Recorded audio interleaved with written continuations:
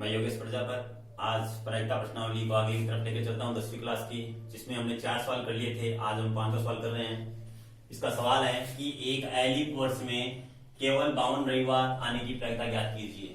तो विद्यार्थियों का पहला सवाल ये रहता है कि एलिफ वर्ष क्या होता है। तो वर्ष दो प्रकार के होते हैं, एक होता है लीप और एक होता है एलिफ। एलिफ वर्ष में 365 दिन होते हैं और इसमें 366 दिन होते हैं। तो अपना सवाल है वो 365 दिन वाला है। तो हम अपना सवाल करते हैं। एक एलिफ वर्ष में 365 दिन होते हैं। 365 दिन बराबर 52 सप्ताह है प्लस 1 दिन। देखो विद्यार्थियों, जब मैं कहता हूं कि 14 दिन किसके बराबर है, तो आप कह सकते हो कि सर 14 दिन 2 सप्ताह के बराबर होते हैं। 7 दिन 1 सप्ताह। उसी तरीके से 365 दिन कितने सप्ताह, तो हम क्या करेंगे, 365 में 7 का भाग देंगे तो ये 52 बार जाएगा। तो 52 सप्ताह एक शेष पर रह जाएगा, वो 1 दिन। तो हमारे पास आ गया कि 365 दिन वो 52 सप्ताह और 1 दिन। हमें प्रायिकता पूछी गई है केवल 52 रविवार की। हमें प्रायिकता केवल 52 रविवार की ज्ञात करनी है। हमें प्रायिकता केवल 52 रविवार की याद करनी है। तो विद्यार्थियों, एक सप्ताह में प्रत्येक बार आता है, सोमवार, मंगलवार, बुधवार, प्रत्येक 7 बार एक बार आता है। तो 52 सप्ताह में 52 रविवार तो हो गए। अब ये ऊपर वाला दिन है वो रविवार नहीं होना चाहिए, क्योंकि इसमें साफ लिखा है केवल 52 रविवार की। यानी हम ये रविवार नहीं होने की प्रायिकता याद करेंगे। ये रविवार नहीं होने की प्रायिकता क्या होगी, केवल 52 रविवार की प्रायिकता होगी। तो ये ऊपर वाला दिन है, अतिरिक्त दिन है, वो रविवार नहीं होना चाहिए। तो इस एक दिन के क्या क्या परिणाम हो सकते हैं। ये दिन एक क्या हो सकता है, मैं कहता हूं एक दिन, तो एक दिन वो सोमवार भी हो सकता है, मंगलवार भी हो सकता है, नहीं वो कोई ना कोई वार जरूर होगा। तो हम लिखेंगे एक दिन के कुल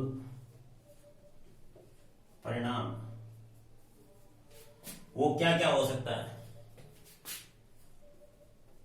सोमवार हो सकता है, मंगलवार हो सकता है, बुधवार हो सकता है, गुरुवार हो सकता है और शुक्रवार हो सकता है, शनिवार हो सकता है और रविवार हो सकता है। आप यहां पर यह भी लिख सकते हो कि सप्ताह में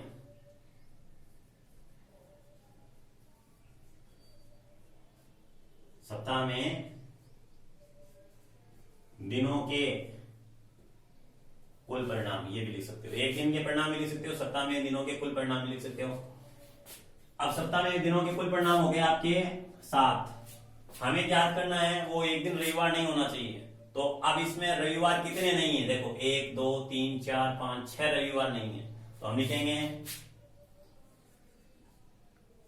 केवल 52 रविवार की प्रायिकता बराबर अनुकूल परिणाम कितने हो गए, 1 2 3 4 5 6 और कुल परिणाम कितने हैं 7। ये अपना आंसर आ गया इसमें। ठीक है, आपको सूत्र तो लिखना ही है। सूत्र मेरा बताया हुआ है पहली क्लास में, अनुकूल परिणाम बटा कुल परिणाम प्रत्येक बार आपको लिखना है। अब हम अगले सवाल की तरफ चलते हैं।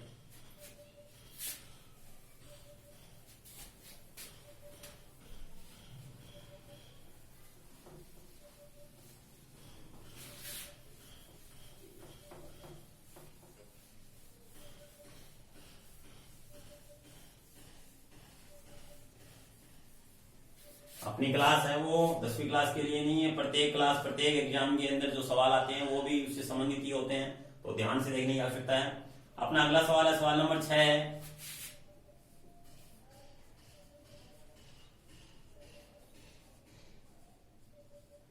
इसमें प्रायिकता का मान दिया हुआ है 0.65 और ऐसे सवाल आ जाते हैं उसमें क्या कहता है कि अगला ये पूछ लेता है कि पी ए नहीं ज्ञात करो। ये ऊपर बाहर का चिन्ह वो नहीं को बताता है, यानी प्रायिकता होना कितना दिया है ये और नहीं होना हमें ज्ञात करना है। तो इसका सूत्र है, इसका सूत्र क्या होगा, होना प्लस प्रायिकता नहीं होना, और दोनों का मान कितना होता है 1। प्रायिकता होना प्रायिकता नहीं होना दोनों का योग कितना होता है 1। अब जिसका मान है उसको उधर ले जाते हैं, इसका मान हमारे पास है इसको उधर ले जाते हैं।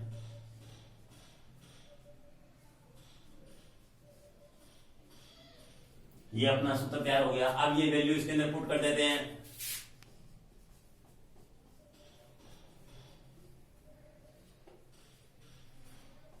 और वैल्यू पुट करते ही आपके आंसर आ गए, घटाने पर कितने आ गए। अब जिस विद्यार्थी को घटाना नहीं आता वो ध्यान देना, 1 के नीचे 0 को लिखेंगे, फिर ये पॉइंट, जिस संख्या में पॉइंट नजर नहीं आता उसका पॉइंट लास्ट में होता है। जैसे इसमें पॉइंट नजर नहीं आ रहा, इसका पॉइंट लास्ट में है, इतने 0 बना दो। अब ये हासिल इसको दो, ये 10 हो गए, 10 में से इसको दो, ये 10 हो गए, 10 में से 5 गए, 5 बच गए, ये 9 हो गए हासिल देने से, 9 में से 6 गए, 3 बच गए, और यहाँ 0 में से 0 यानी 0 आ गया। इस तरीके से हमें यह आंसर आ गया। अब चलते हैं अगले सवाल की तरफ।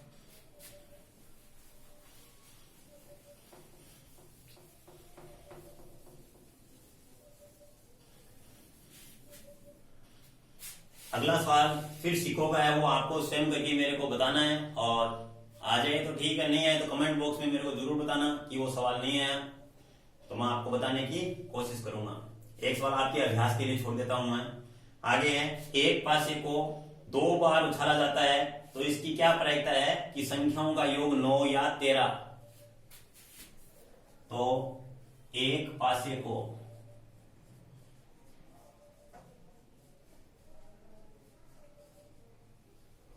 2 बार उछालने पर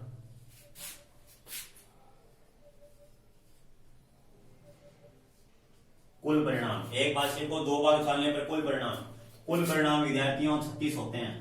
पासे को 2 बार उछालने पर कुल परिणाम में 36 होते हैं, और ये 36 कौन से होते हैं वो और देखो।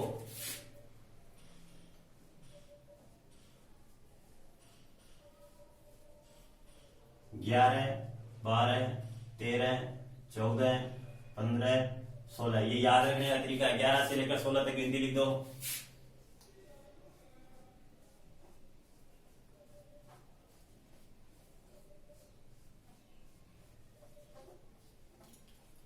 अब 21, 22, 23, 24, 25, 26, 31, 32, 33, 34, 35, 36।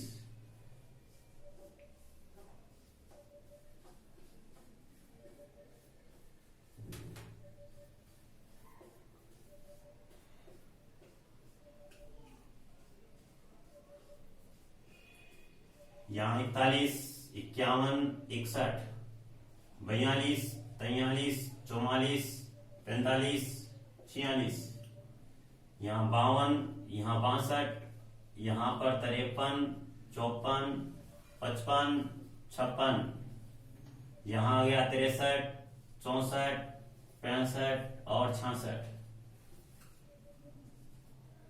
कुल हो गए 36। सबके बीच में कॉमा लगा दीजिए।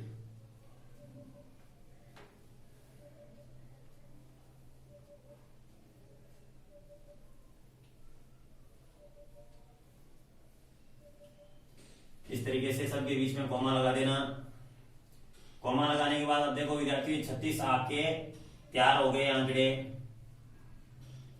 एक पासे को 2 बार उछालने पर कुल परिणाम कितने होते हैं 36। इस तरीके से बनाते हैं, एक पासे को 2 बार उछालने पर या फिर 2 पासों को एक साथ उछालने पर, दोनों में ये कंडीशन लागू करनी है। अब आपका सवाल क्या है, नंबर 1, अंकों का योग 9 के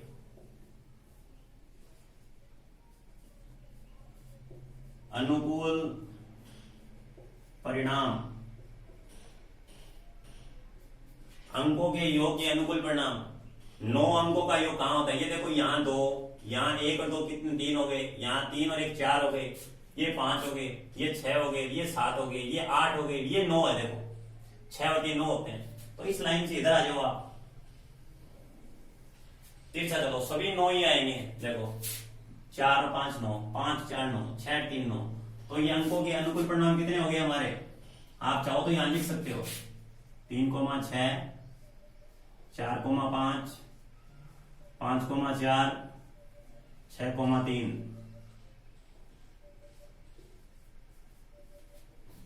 अनुकूल परिणाम हो गए अपने 4। तो अपनी प्रायिकता हो जाएगी, प्रायिकता का सूत्र होता है अनुकूल परिणाम बटा कुल परिणाम। तो अनुकूल परिणाम कितने हो गए? 4। कुल परिणाम कितने हैं? 36। तो 4 की टेबल से एक बार कट गया, ये 9 बार कट गया, हमारे आंसर आ गया। इसी तरीके से आगे चलते हैं। सेकंड इसका सवाल है अंकों का योग 13 होने की प्रायिकता। तो अंकों का योग 13 के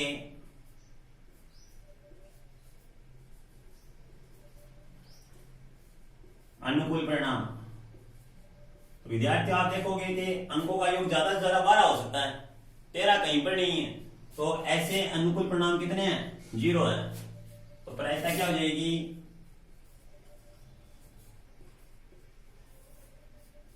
अनुकूल परिणाम बटा में कुल परिणाम। 0 में किसी संख्या का भाग कितनी बार जाता है? 0 बार। इस तरीके से अपने आंसर आ गए। अब हम आगे की तरफ चलते हैं और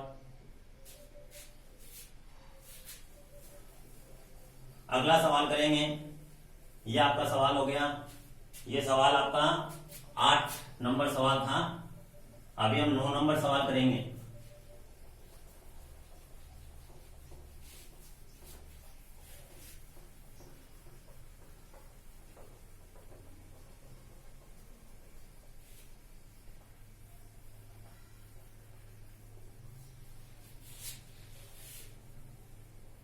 नौ नंबर सवाल की तरफ चलते हैं। 9 नंबर सवाल आपका, एक थैले में 5 लाल गेंद व 3 सफेद गेंद है, तो गेंद सफेद व सफेद नहीं आने की प्रायिकता हमें ज्ञात करनी है। यानी एक थैले में 5 तो है लाल रंग की गेंदें,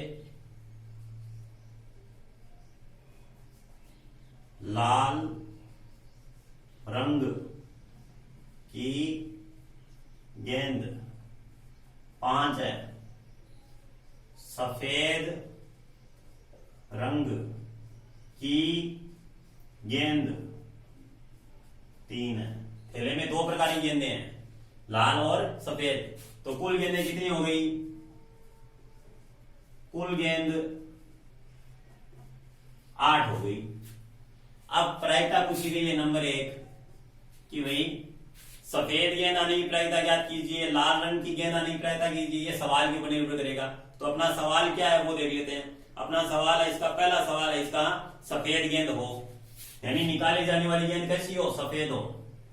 तो सफेद गेंद की प्रायिकता अनुकूल परिणाम बटा में कुल परिणाम। तो अनुकूल परिणाम कितने हैं? किसकी प्रायिकता पूछी गई है? सफेद गेंद की। तो सफेद गेंद कितनी है? 3। ये ऊपर रहेगा, कुल नीचे, यानी जिसके बारे में पूछा जाता है उसको ऊपर रखो और टोटल नीचे। तो ये अपना आंसर आ गया। इसका सेकंड ये है कि सफेद नहीं।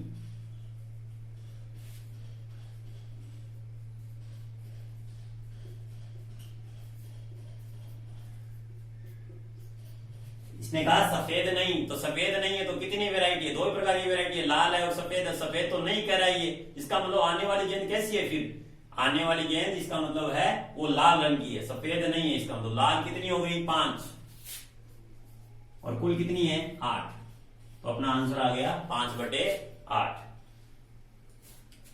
अगले सवाल की तरफ चलते हैं।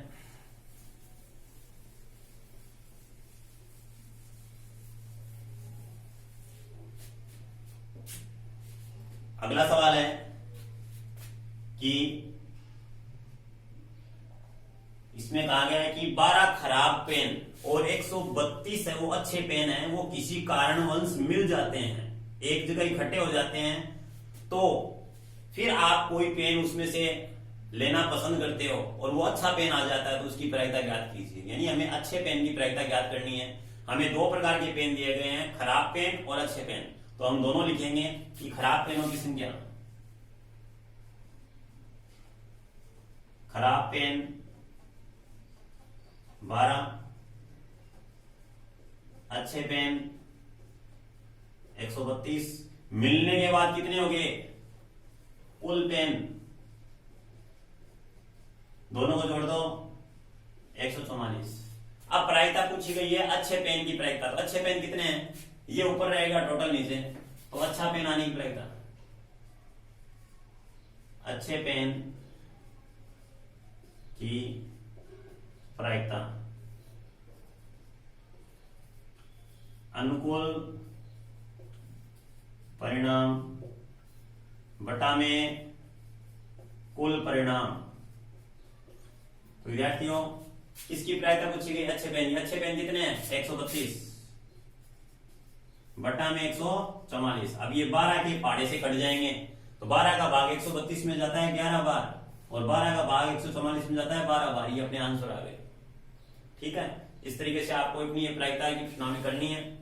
आपको हमारे द्वारा पढ़ाया गया पूरा टॉपिक कैसा लगता है, कितना समझ में आता है, और अच्छा लगता है तो लाइक कीजिए, सब्सक्राइब कीजिए और अपना सुझाव कमेंट बॉक्स में जरूर दीजिए ताकि हम अपनी क्लास को और ज्यादा अच्छा बना सकें। और मैं आज आपको पीछे की जितने भी क्लासें हैं उसके आधार पर एक सवाल पूछ लेता हूं।